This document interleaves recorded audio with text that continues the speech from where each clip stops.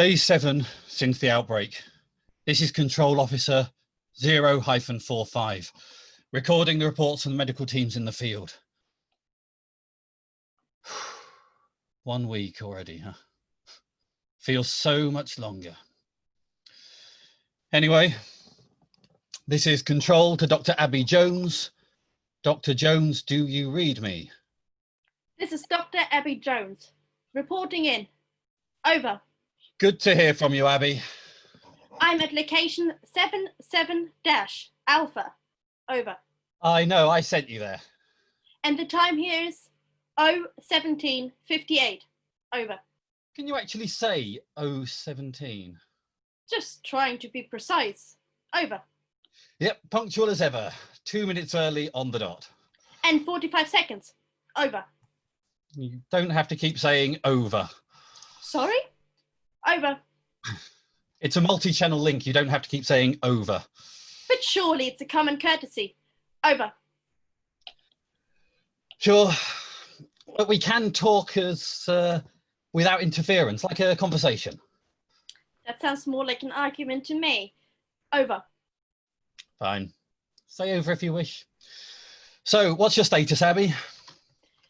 Actually, it's Dr. Jones, if you don't mind. Really? I call all the other docs by their first names. I'd rather we kept things professional. Very well, Dr. Jones. Have you a report for me? I will now deliver my report. I have found a total of 117 casualties at this location, all reading positive for the virus and all showing the same symptoms as before, namely long, slow breathing, average 30 heartbeats per minute, no response to stimuli, leading me to conclude that... Hey, what with everyone sleeping? I believe that the first slot is allocated to me. Everywhere. Dude's out cold. I mean, not actual comas, but like one level up. I mean, nothing's going to wake these beauties short of a true-hearted prince. It's hardly appropriate language for a medical professional. Actually, Brinley, you are early. I'll call 10 past. No. I'm 6 o'clock. It says here, somewhere here. Sorry I'm late, Control, but it's only a minute or two. Hey, wait your turn. I couldn't have put it better myself. Hey, who are you anyway? I am Dr. Abby Jones. Ah, so you're Dr. Jones. That makes sense.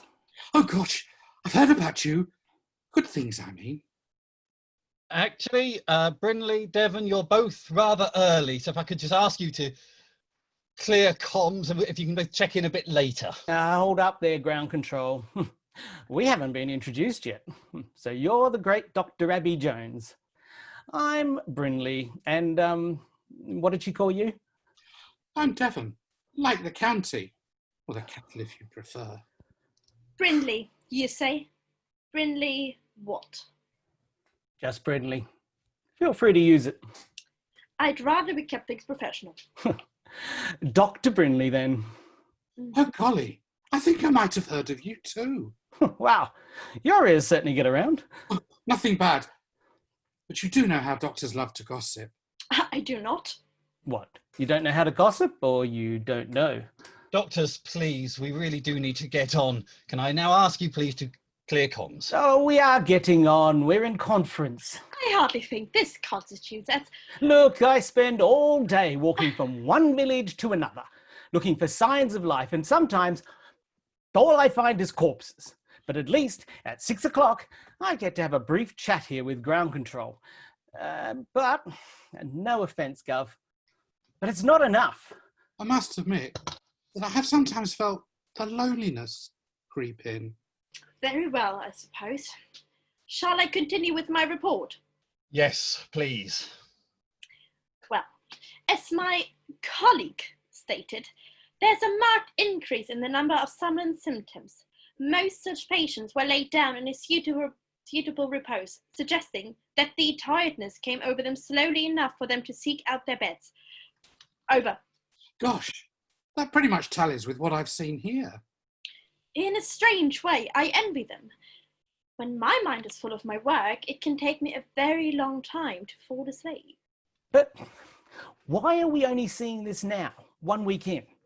I might suggest that these individuals have clearly not succumbed to the more severe outcomes that have afflicted so many. Right, they didn't die, so they're immune. Or rather, they're not, they're just immune to the death part. So that means we could be witnessing a sort of side effect.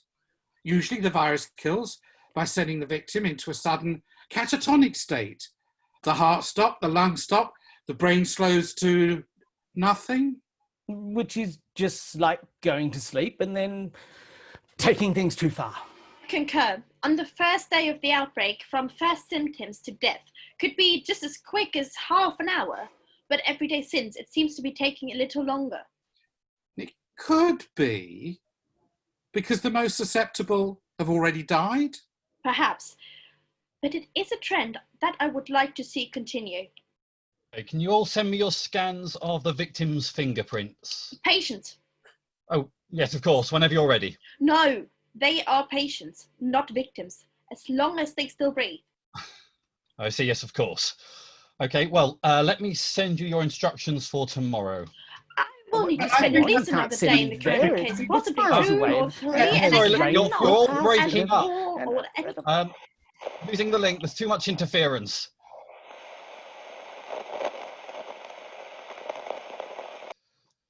This is Control Officer 0-45, coordinating the field doctor's reports, day 30, 1 month. The time is now 5:58. Or should that be 017:58? This is Dr. Abby Jones, reporting in. Over. Good evening, Abby. Actually, I prefer Dr. Jones. Come on, Abby, it's been a month now. I'd rather we kept things professional. As you wish, the others will be here shortly. You will never guess what I saw today. This Jack Russell was trying to get it on with this Great Dane. I started to video them, but they both look so scrawny. It wasn't even funny. I had to stop. Well, life finds a way, they say. The presence of feral dogs is indeed a very bad sign. Had there been any survivors, they surely would have been eaten by such creatures by now. Oh. Evening, chaps. Oh, hope I'm not late. You just missed me telling a hilarious anecdote. Honestly, I even got a smile out of Abby. Well, too late now. Moments past. That's Dr. Jones, if you don't mind. No, but I do mind, Abby. I do. And I suppose you want me to call you Bray. Brinley. Brinley. It's a little unusual, but it's not that unusual. Yes, of course. I apologise profusely for my lack of courtesy. Just write it down. Go on, right now. Yes, that would seem a sensible suggestion. Well, let's have your report to Bryn Lee. I don't think I've seen a living soul all week, except you guys. And the sleepers are getting famished. Oh, Lord, yes. Oh, some of them are so emaciated, with their lips very dry, cracked, and their eyes, sealed shut by sleepy dust. The ones I saw barely even made a dent in the mattress. They've been living off their fat reserves, and they're all gone. I have seen a few who looked a little, well, not healthier, but less terminal. Their skin looks tacky, which suggests that they were carrying more weight and thus more reserves. Obesity for the win, I guess. And there are rats everywhere. I'm trying hard not to hate them, to see them as a sign of precious life in all this. There aren't enough sleepers. I'm finding maybe 100 a day, but the population was more than that. There are the corpses as well, of course, from the first days of, well, they still don't add up. I keep thinking horrible thoughts like, Have the others all been eaten? Same here, mate.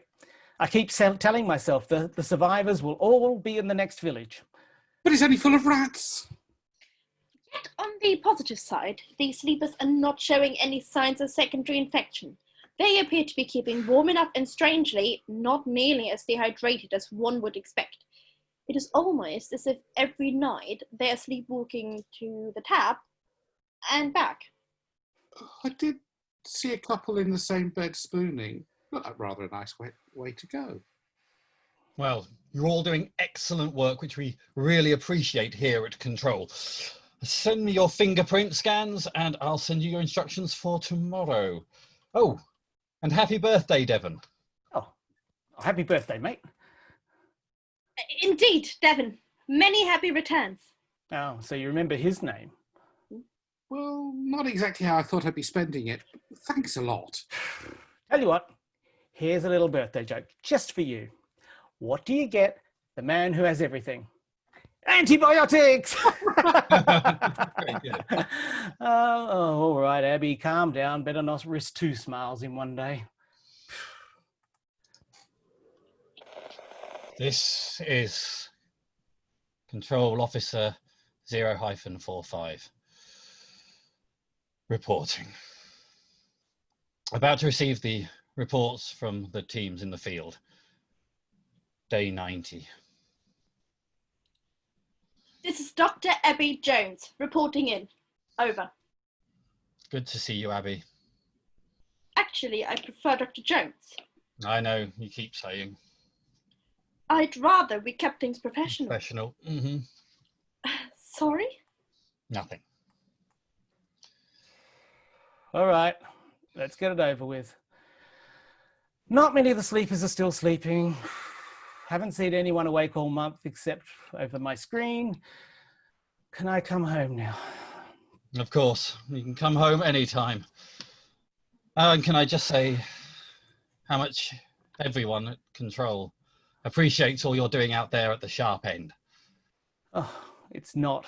It's just the same bloody thing every bloody day. The only thing sharp about it is the smell of putrefying organs. And all these years I assumed that to die in one's sleep was a pleasant way to go. I'm sorry. I thought I was to give my report now. Oh, God, Abby, we've been through all this. We do it together. Actually, I prefer Dr. Jones. I prefer Dr. Jones, yeah. Easy there. But we've always done it together, the 4 of us. 3 of us. Oh, yeah. Always the last to arrive. I keep thinking in a minute he'll just pop up. Anyway, I can only concur with the report, Mr. Brinley,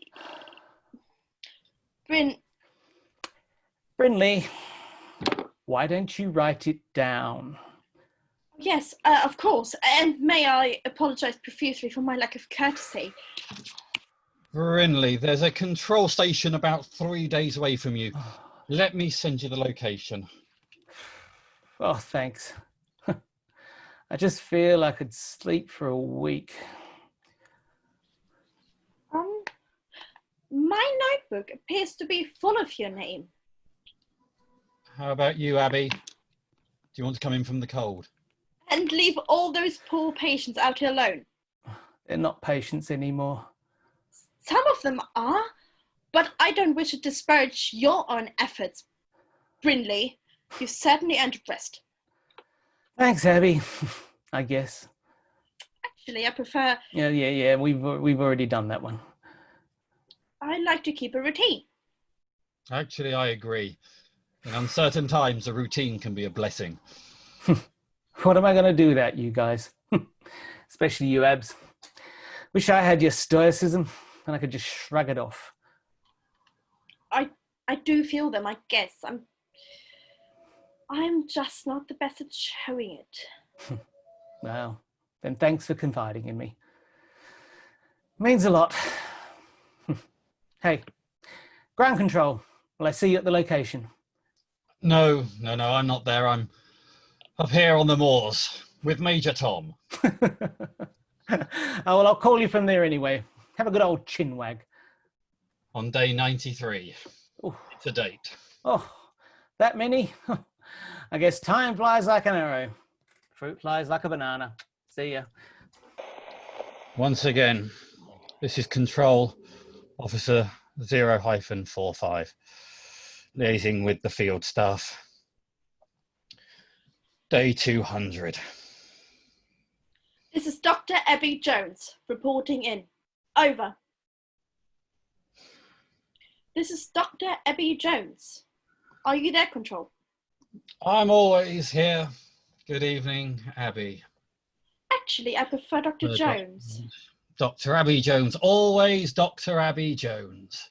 I'd rather we kept things professional. Professional. I will now deliver my report.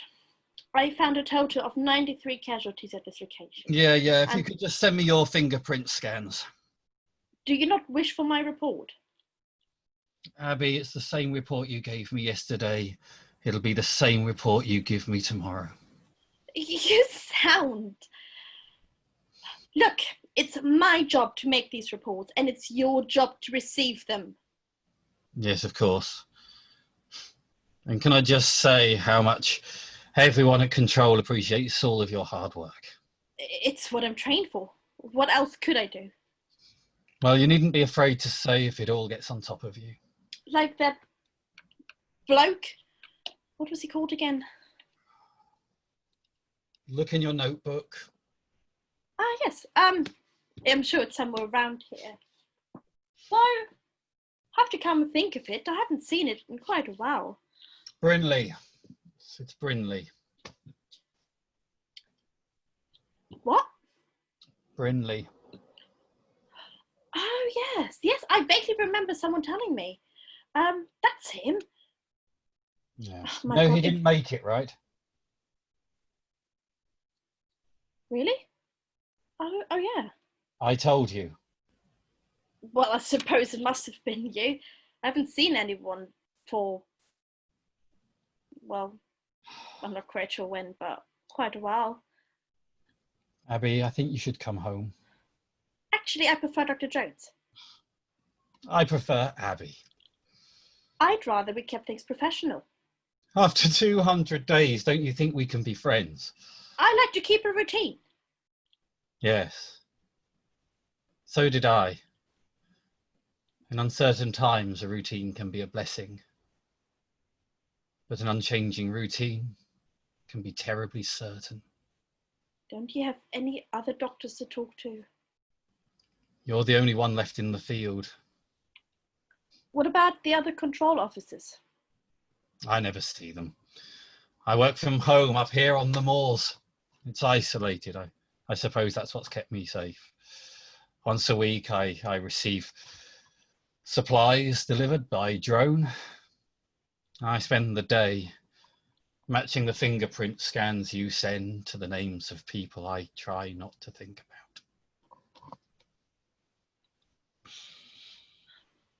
about. Control? Are you falling asleep? As in falling asleep? I'm fine. I'm just so weary. Who would have thought the end of the world would be so mundane? Not with a bang, but with a snore. It's like we've stayed too long at a party and suddenly realised that all the cool people have already left. There must be others. Who keeps sending us our wages into our accounts? Some operating system, I guess. Well, then at least we can tell we were here. And actually, I did see something today that was definitely not the same. I saw a sleeper, once in a sleep, and she was pregnant. And my word, she looked gaunt. Her belly was like a beach ball on an ironing board. But there she was. And I can't possibly explain it. That is a remarkable story. But Abby, you've been telling me that for months now. I think you should come home. Oh dear. Did I also mentioned that the virus is affecting people more slowly with each passing day. Sometimes. Only when my mind is full of my work, it can take me a very long time to fall asleep. But of course, I always drift off in the end. I suppose I'd better let you go. Abby? Abby? Actually, I prefer to... have we done that one yet? Over. Over. And out.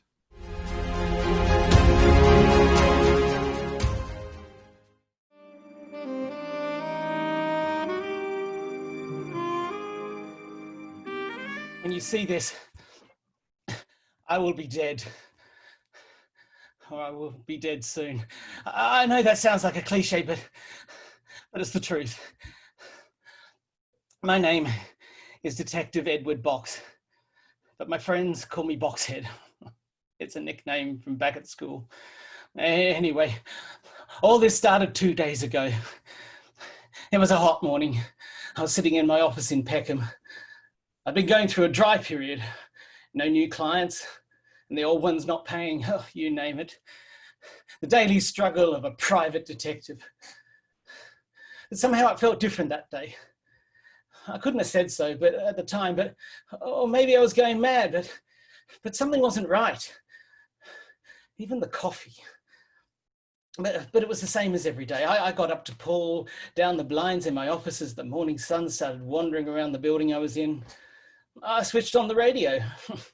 Brainless babbling and cheerful music. That's what I'd expected. But instead... Situation is worsened. People are screaming, crying. We've got reports of an explosion not far from the actual place. At the moment, we're still unclear about the cause of all this, but the lights we got informed about appeared last night at 3 a.m. and... I switched it off. It bored me. Whatever it wasn't important enough for me to worry about. The day went pretty painlessly. I mostly did admin, or whatever you call sitting around, reading the newspaper and sipping coffee. After all, I couldn't just leave my office and go home. Chances are that was exactly the time for a new client to wander in. But with my luck, nothing. Nothing all day. No contact with anyone. It had been the same for the past 3 months. It almost felt as if someone had forbidden the outside world to be in contact with me. So I put my admin duties in the bin, drank up my coffee, locked up and went homewards. It had been a nasty day all in all. Rain, windy. It felt like summer was over before it had properly begun. I zipped up my jacket and wandered down the stairs. My office was above a greasy little Chinese. I sometimes went there for lunch. Lynn makes the best wontons, but no one ever tries them because the place itself looks like a sauce of salmonella. As I took a good look at the lit up sign outside the window, I noticed a figure appearing from the shadow under the sign. A person. A woman. Fast-paced and elegant, she moved towards me. Did I recognize her? No. But still, she must have been one of the most remarkable-looking women I'd ever seen. Mr. Box? Mr. Edward Box? Yes, and who am I talking to? My name is Cassandra Summers. I have good business for you, Mr. Box. Please call in during my business hours. My secretary will give you an appointment. I don't know why I said that. I don't have a secretary. And I desperately needed the money, so whatever she'd got for me, I would take. Mr. Box, it is urgent. My husband sends me, Bernie Samuel. He is in serious trouble. He told me that only Boxhead could help us. He is the best in the business. I felt flattered. But Bernie? He was the guy that made college hell for me. You know the type, born into a rich family. Father's a broker. Mum stays at home and seduces the pool boy. You name it. But Bernie, he was the worst of the lot. He had it all and made everyone who didn't suffer. He later became a solicitor. He would defend anyone who would pay the right price. No questions asked. That was where our paths had crossed again. But there was something in her eyes which I couldn't describe. She was scared and confused. And I was her only hope. Please, Mr. Box, It is a question of life. I'll do it. Thank you. I can assure you we will pay you more than you can imagine. Please follow me upstairs. We went back to my office. I handed her a glass of whiskey and had one myself. She told me everything, which was essentially not much. Her husband had been working with this group of neuroscientists with labs just outside of town. Apparently, he was supposed to defend them about a patent. Cassandra handed me a letter. My dearest Cassie, please don't be alarmed, but I am in trouble. 14 days ago, they started C19. I don't know much about it, but I know it's dangerous, and I know I have to stop it. I'm afraid I can't tell you more. It would put you in too much danger. The reason for you having this letter means I have disappeared. Go and find Edward Box. He's a private investigator. He is the best, and I dare say the only one good enough to solve this. He will be hesitant, I know that. Me and him don't have the easiest past, but call him Boxhead. At least then he knows where it comes from. Please don't put yourself in any danger. I couldn't live with the thought of having lost you. Let him handle it. Endless love, Bernie. Could all that have been true? What was he after? And how did she receive that letter?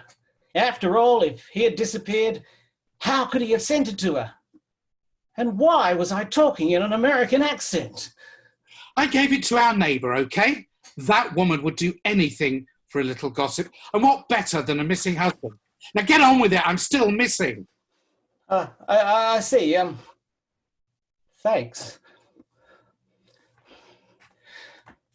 That night I didn't sleep well at all. I'd sent Cassandra home and told her that she'd get in contact with me should she hear anything from Bernie.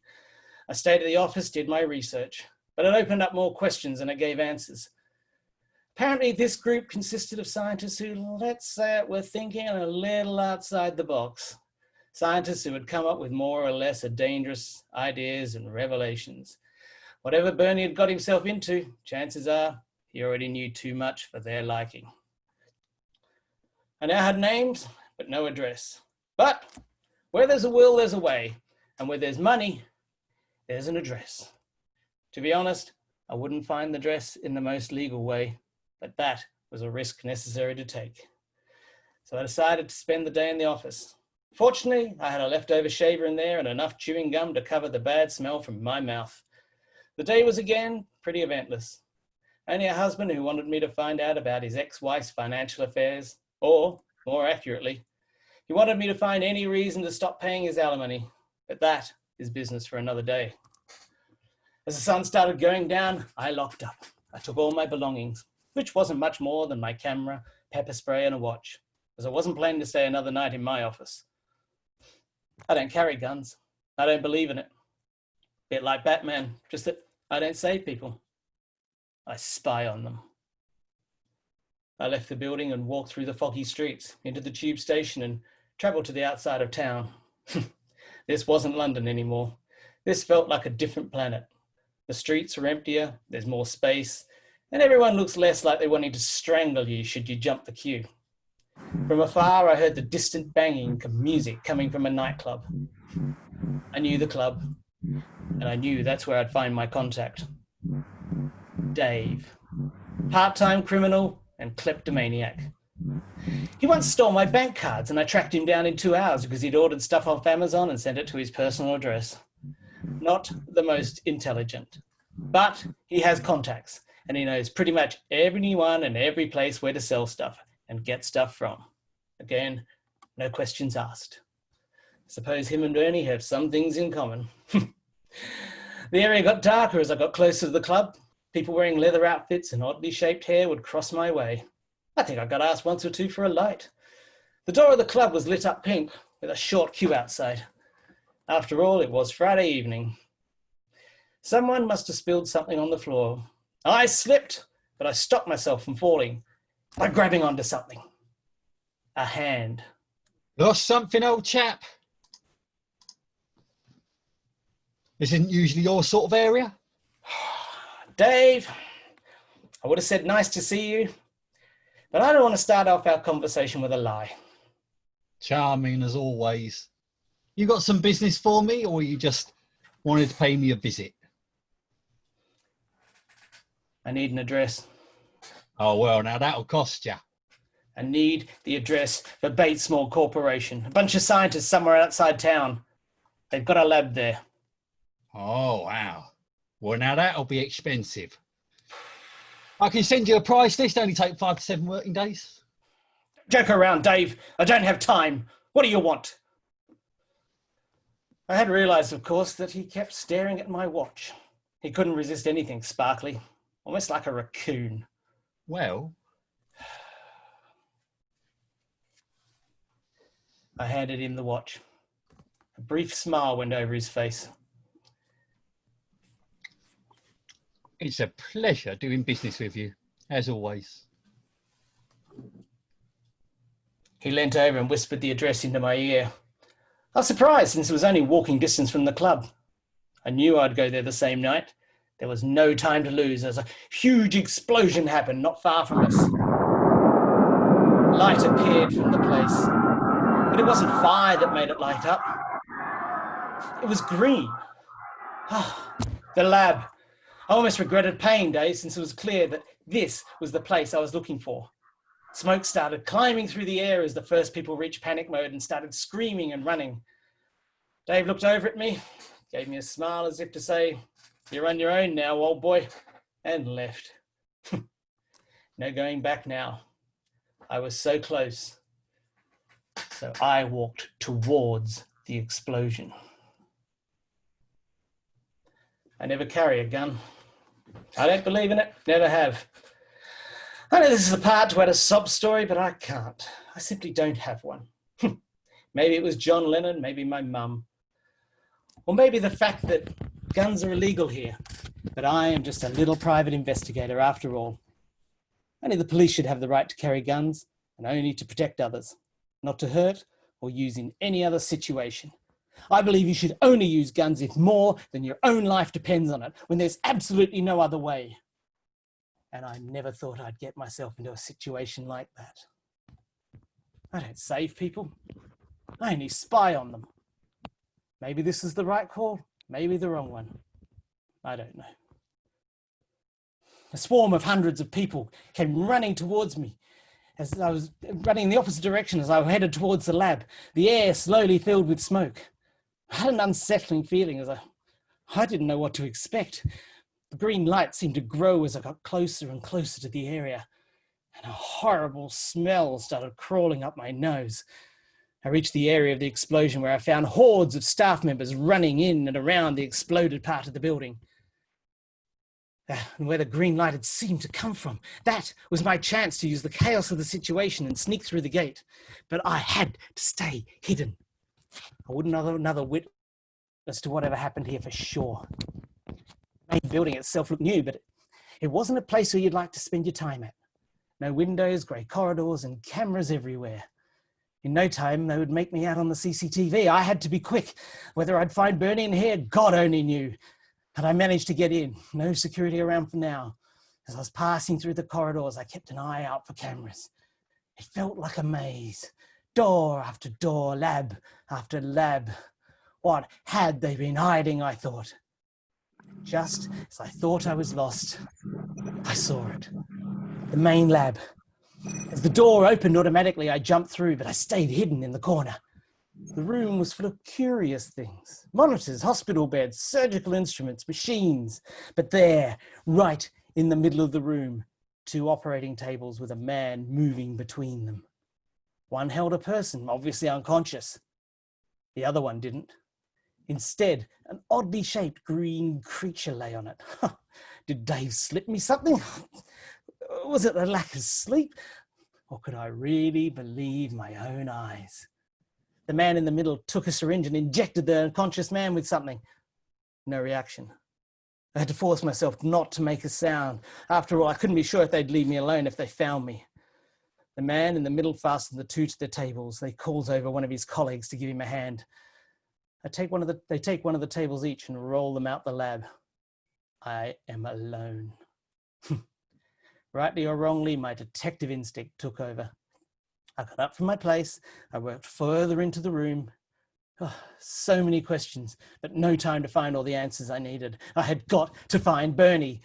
A monitor caught my eye. It had a display with a camera picture observing the green creature, its heart rate, and written on it, source of C19.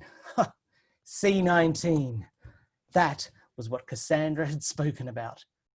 This little fellow was supposed to be the source of it. I stepped back and almost right into a different monitor, the same kind, but showing the unconscious man this time, breathing heavily, and with the writing Project 173A on it. Was he the 173rd person? What happened to the other 172 before him? And what is supposed to happen with me? Oh, my brain started whirring. I couldn't focus anymore. My brain, everything started spinning, and as I closed my eyes, I felt my body fall to the ground. Good day, Mr. Box. I am sorry to be of any inconvenience, but I am afraid since you are here now and have seen what we are doing, you cannot leave anymore. I heard this voice as I started to wake up, and I found myself strapped to one of the operating tables, his face right over mine, talking to me, explaining the situation, how he saw it. Well, I think his view was pretty debatable, but he didn't ask me anyway. Look, Mr. Box, and no need to deny it. Your friend Bernie had already warned us about your coming here, in his own special way. Poor man and such a good patient. Number 169. But it is your happy day. We have found a new serum, which you will be the first one to test. You will be our 173B. Congratulations. What are you doing to all these people? What is this thing? What have you done to him? So many questions for so little time. But I feel generous today. Have you heard of Area 51, Mr. Box? Well, that was not the actual arrival of the aliens, as you would call them. In fact, they have been arriving ever since. We just took the liberty to hide that from the outside world and use it for our own advantage. How selfish of us, I know. Anyway, we have now reached a revolutionary point. We can now create a new race, a cross between humans and the so-called aliens. Unfortunately, it hasn't been successful as yet.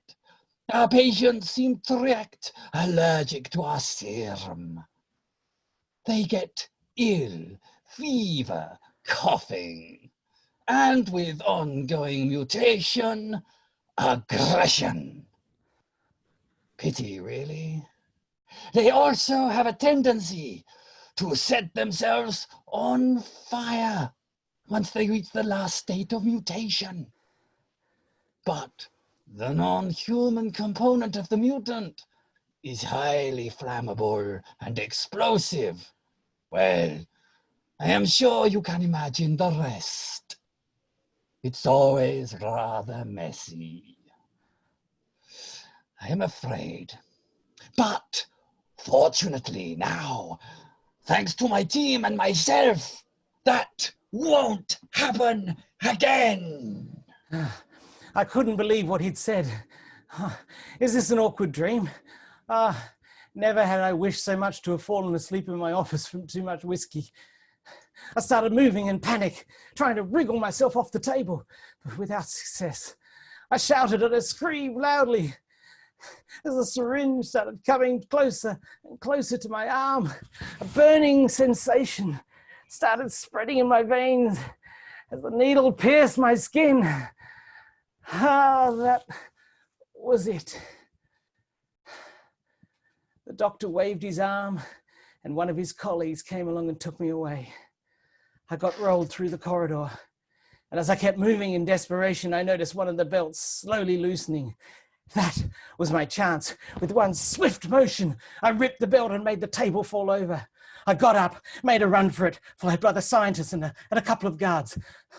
I didn't think I would make it. The place was like a maze. So I put it all on one cart and ran inside a room, barricaded myself in, switched off the light, and kept still. That was 2 hours ago. I have been here ever since. I can feel the serum working. My temperature is rising. I feel ill.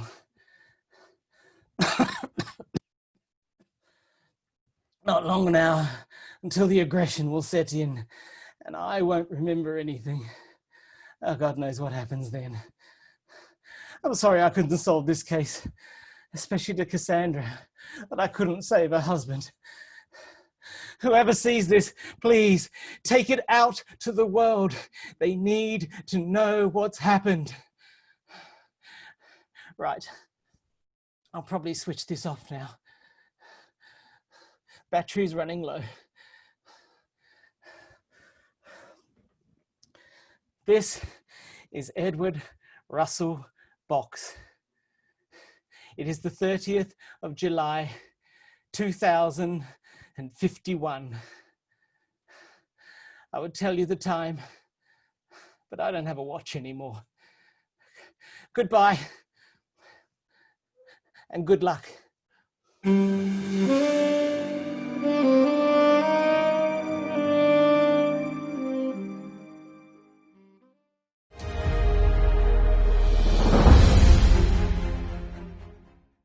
Welcome to Space Station Rajzmaz.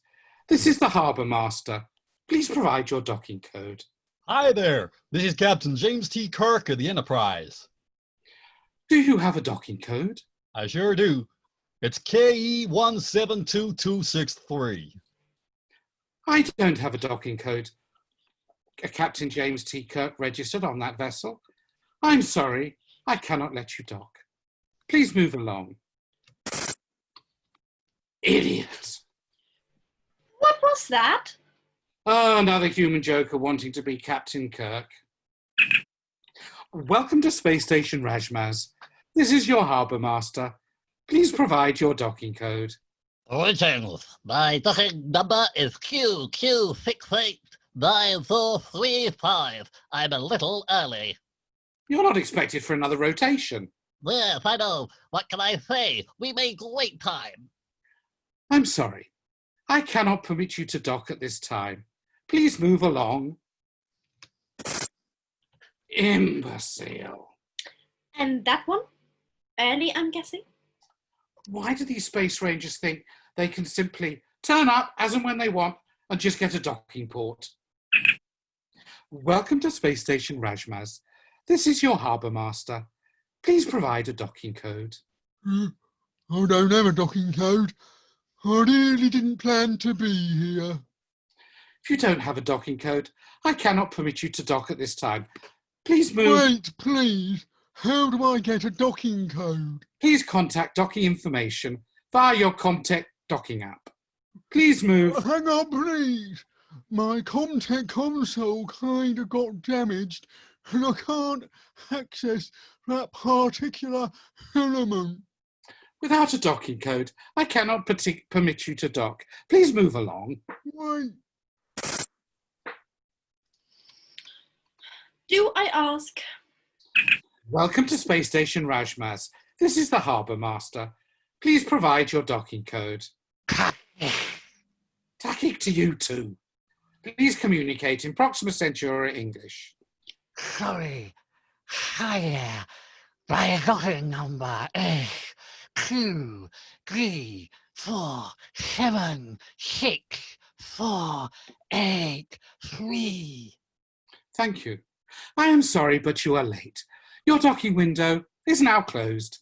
I know I was running a little late, but I got here within the window, but I could not get through. I'm sorry. Docking is only permitted with active codes. But it was because I couldn't get through. Look, I can see you still have plenty of availability. Could you please let me dock? You will need to obtain a new docking code. What is going on? I'm terribly sorry, but without an active docking code, I am unable to let you dock. Please recontact once you have one. Have a nice day. Boss? There are 38 ships just hovering out there and not a single one docking. I'm being as efficient as possible to get them through, but these interruptions aren't helping. Oh, could we please get a few docked? Time is running out. Time is running out? It wasn't like that 18 months ago, was it? It was all shut it down and don't let them dock. I mean, but now, boss is all on it and in control. I'm coming. Welcome to Space Station Rajzmaz. Please provide your docking code. Takik. Takik to you too. Please communicate in Proxima Centauri English. Hey, you know that Proxima English is simply a variation of Earth English, which is based on the original American English, which is where I hail from. Ah, it's you. You don't think British English was the original, given that England is in Britain? That's a common mistake. English started in New England, when it was still Old England, before it was rebuilt. I grew up in Boston. I know my local history. Okay. Docking number, please. Hey, let me start over. Hello again. This is Captain Ben Fitzparon of the trade ship Kennington Enterprise. Docking number KE172263. I am sorry. It appears that code was already activated by Captain James T. Kirk. Yeah, all right, that was me. Just having a little fun, you know? It's been lonely. I don't travel with a crew. I am sorry, sir. You will have to get a new docking code before I can permit you to dock. Please move What? along. Are you kidding me? Sir, please don't take that tone. Obtain a new docking code, and I can let you dock. Oh, this is... Idiot. Not my place, I know, but that code could have been used, couldn't it? Yeah, so? Smart Alec. Earth folk shouldn't be. Shouldn't be what? Ah, jeepers. Shouldn't be smart Alex. I know a lot about Earth history. But, can I just ask you why you're not letting anyone through? Like, at all? Safety first. I'm not putting myself and my young uns at risk. We're not going to be the canaries down the mine. No, absolutely. Of course, I can appreciate that. I'm just asking for a little more time. No. I know, but I'm sure that this is the last time.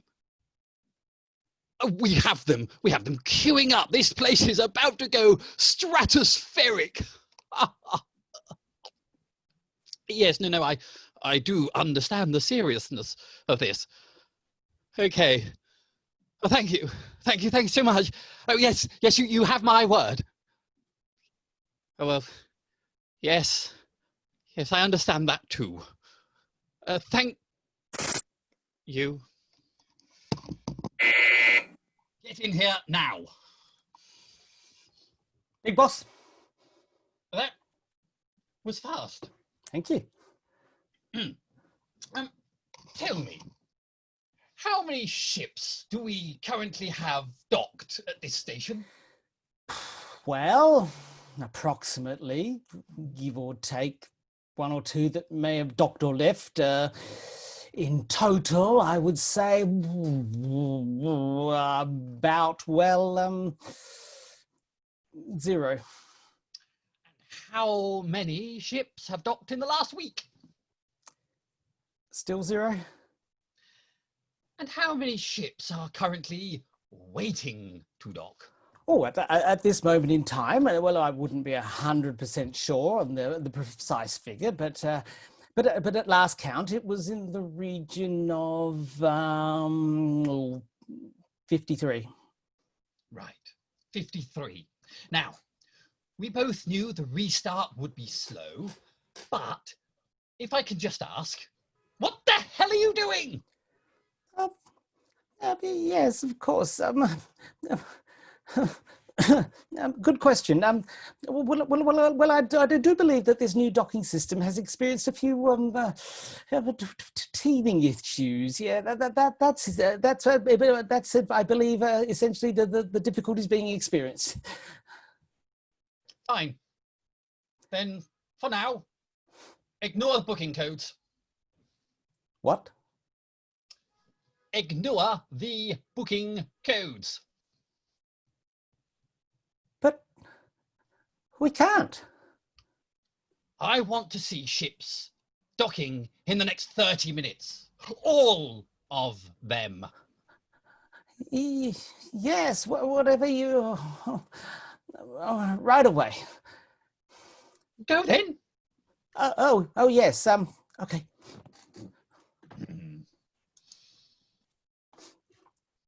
Welcome to Space Station, Rajzmaz. This is your harbour master. Please provide your docking code. We please dock. We've given our booking code twice. There looks to be over 70 ships out here. All the more reason for us to document all arrivals via the docking system. For the third time, our docking number is... Please hold. Boss? Is that a docking request? Yes? Let them in. I beg your pardon. Now! All of them! Immediately! We'll do no such thing. What? I said no. There is a procedure and it will be followed. Forget the procedure. Let them in. Forget the procedure? When I joined, I swore an oath to myself. I don't care. Let them in. We haven't had anyone here for 18 months and 1 week. 18 months of that made sense. Well, kinda. But we've been open a whole week and not one new person has set foot on this station, including our new staff member, who's presumably stuck in that bizarre gridlock outside. I'm going to have to ask you to leave and come back when you've calmed down. You... Okay. I am going to take a 5-minute walk and I will be back. In the meantime, if you could somehow assist even one ship in actually getting docked, my entire belief system will be restored. Porter, come with me. Hang on. You can't take Porter. Why not? It's not as if anyone needs help moving stuff. No one can get close enough to the station.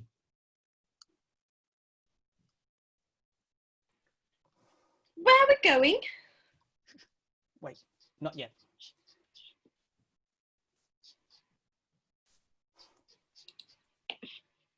Okay, I think we're out of earshot. Melligans have amazing hearing. So tell me, what's going on? Boss? Why is nobody getting in? That's not my area, sir. That's not your area. Okay, sure. You know you stood in the same room though, right? Yes. So whilst you're not a Melligan, you're not deaf. What is the reason? I'm not sure I can really say. Oh, can't you? Well, that's okay. You don't have to tell me.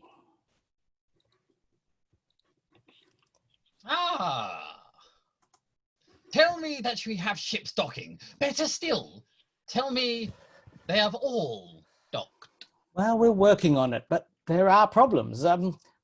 Porter volunteered to explain them all to you personally. What? Okay, explain. I never, I never said I would. Explain. Harbour Master is worried that the ships might still be carrying the infection, but knows that that is no longer considered a valid reason to turn ships away, so is finding any minor reason to delay, defer, suspend, postpone, and generally prevent any ships from docking. For the whole week? Why did you not bring this to our attention earlier? Not Porter's area, apparently. What? No, that's not it. After all, I am in the same room, and it's not as if I'm deaf. Early on, there did seem to be valid reasons for not allowing certain ships to dock here.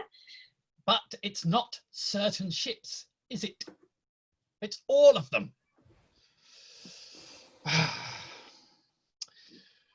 Do you know that in a normal week, pre-lockdown, we would have had 200 ships dock here per week?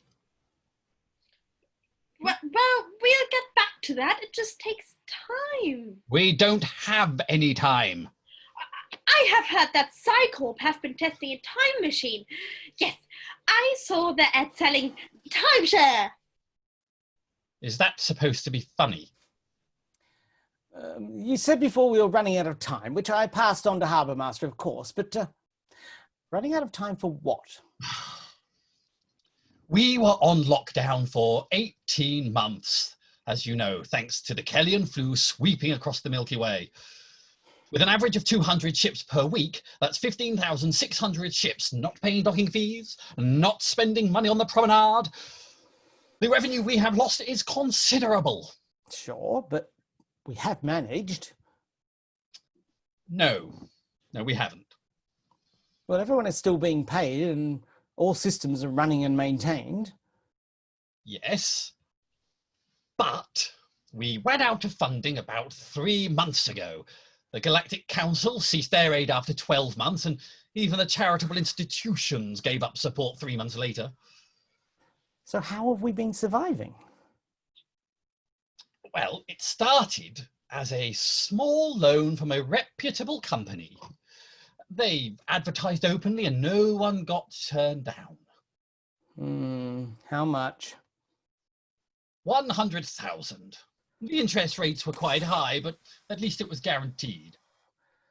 That wouldn't keep us going for 3 months, though. Nowhere near. No, and it didn't. That's when I moved up the chain of lenders, or down, depending on your point of view. You mean you got the money from the... Yes, I did, because I need this station to survive.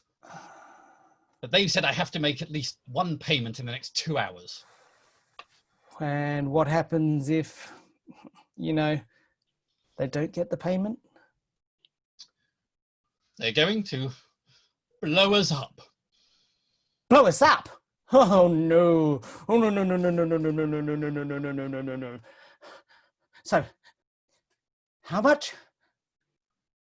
5%, 20,000. Oh, 20,000. Oh, sheesh. May I say something? Of course, Porter. Well, 20,000 seems very achievable. Go on. We have a lot of ships out there. At the rate they're arriving, pretty soon we'll have more ships waiting than we have docking ports for. Right. Well, 300 ships. We only need... Take your time.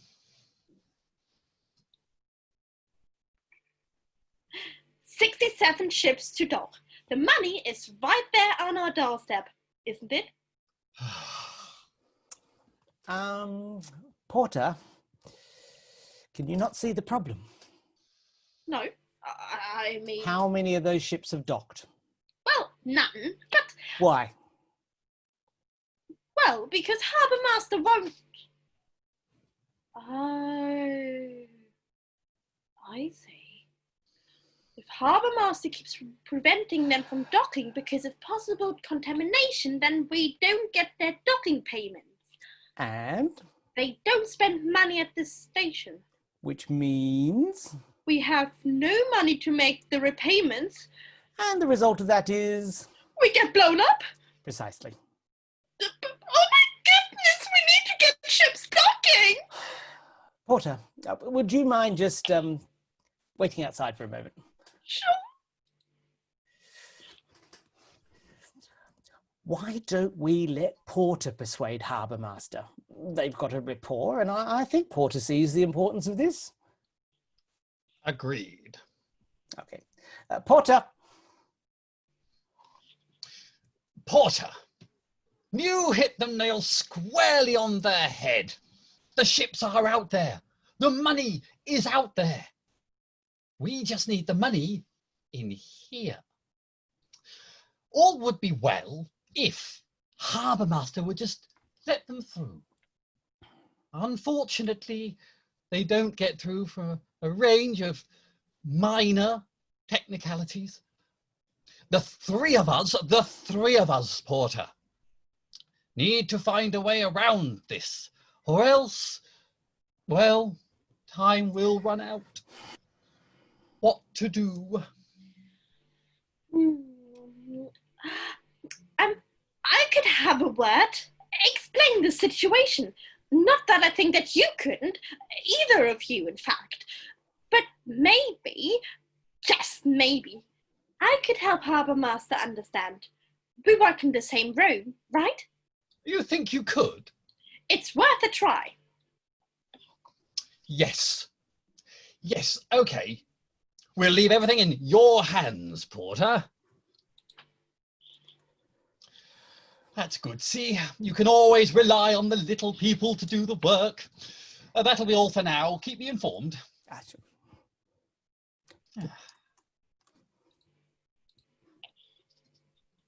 Without which, I will not be able to let you have a docking code. Please move along. Is it all going? It's manic. They all want to dock. It's crazy. Can I talk to you for a second? Sure. Let me mute this. There. That'll keep the calls queuing. What would you like to talk about? Well, you see, the thing is that... Oh, please, you sound like the boss. That's not like you at all. To the point, Porter. Right. We're all going to die if we don't let ships dock. We could all die if we do let the ships dock. No, we wouldn't. All these ships have been verified as contamination-free, whereas keeping them out there will result in us being blown up. That's it. The long and the short, the beginning, the middle, and the end. The top and the tail of it. The whole story, the big scoop, the full Monty. Need I go on? Are you serious? Yes, if you'll pardon the pun. The big boss borrowed money during lockdown, and we have about 2 hours left to pay 20,000 back. 20,000? In 2 hours? Or else we're doomed. Oh my, genuinely? Yes. You're not making this up? No! If we don't get that money, then it's over. We're finished. End of the line. End of the road. Last innings. Final curtain. All right. Fine. Against my better judgment, I will let them dock. Welcome to Space Station Rajzmaz. This is the Harbour Master. Please proceed to docking port 1. You want my docking number? No, that's okay. Please proceed. You don't want my docking number? Is this all a game to you? Please don't take that tone. You have wasted my time. Fine, don't dock. Welcome to Space Station Rajzmaz. This is the Harbour Master. Please proceed to docking port 1. Do you want number for docking? No, that's okay. Please proceed to docking port 1. Then why did you want the number earlier? Do you realise the difficulties I have had? Well, if you're going to be like that, don't dock. Harbour Master, please. Do you need to let them dock? Well, I'm trying, but I don't see that I should have to take verbal abuse. I'm helping these people against, if I hadn't mentioned it, my better judgment. The least they can do is be civil. Welcome to Space Station Rajzmaz. This is the Harbour Master. Please proceed to docking port 1. No, I do not need your docking number.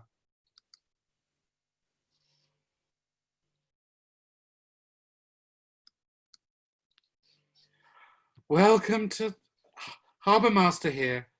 Proceed to docking port 41. Welcome. Harbour Master here. Proceed to docking port 42. Well, at least that's the talkers have slowed down. Getting the first 37 in was hard going, but I think we're on a run now.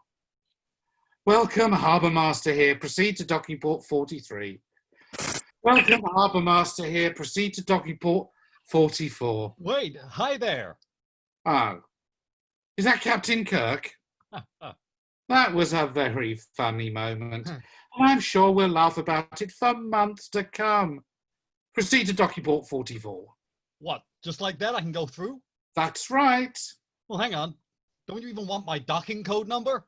Not really. At the moment, we're really quite busy. Hey, I've spent a long time to get onto this station and jumping through some ridiculous hoops en route. Exercise is good for the soul. Please proceed. What? No, not actual hoops. The metaphorical hoops you've made me jump through. I don't think we have those on the station.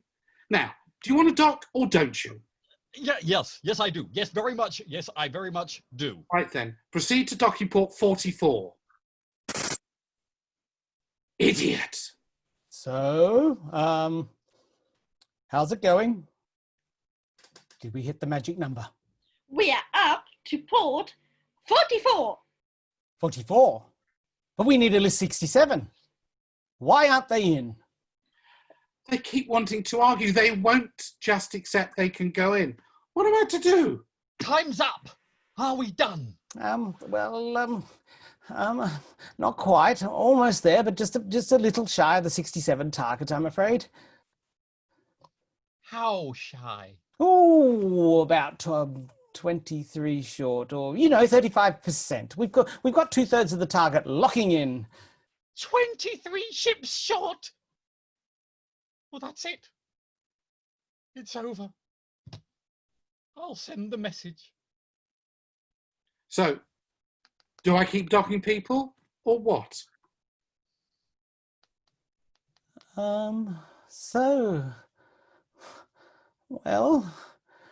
Right. How much notice do we get? They'll be here within 2 minutes. They're very efficient. They're here. What? My young'uns, I must say goodbye. It's been a pleasure working with you all.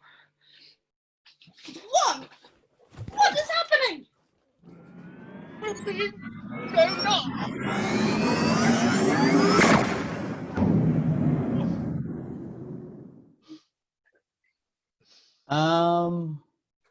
No, I don't think we are.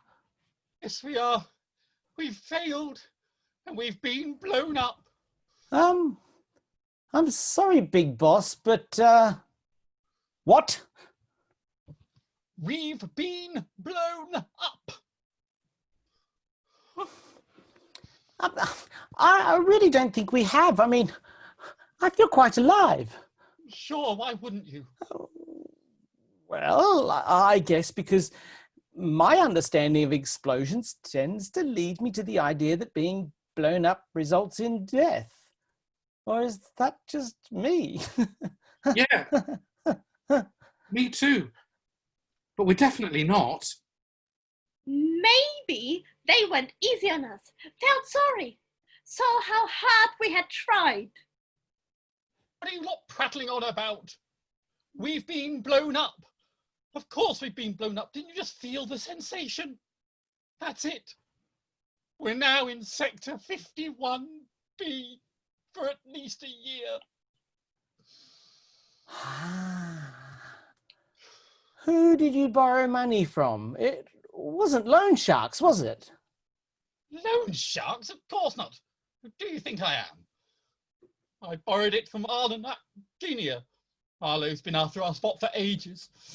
When I borrowed the money, part of the deal was if we didn't have at least 5% repaid within a week of the lockdown release, well, then we would have to give up our station's location for 1 year and switch places with Arlen Station. Okay, but blowing us up. What the hell does that mean? Hmm? Well, that's just the method they use to move space stations about, isn't it?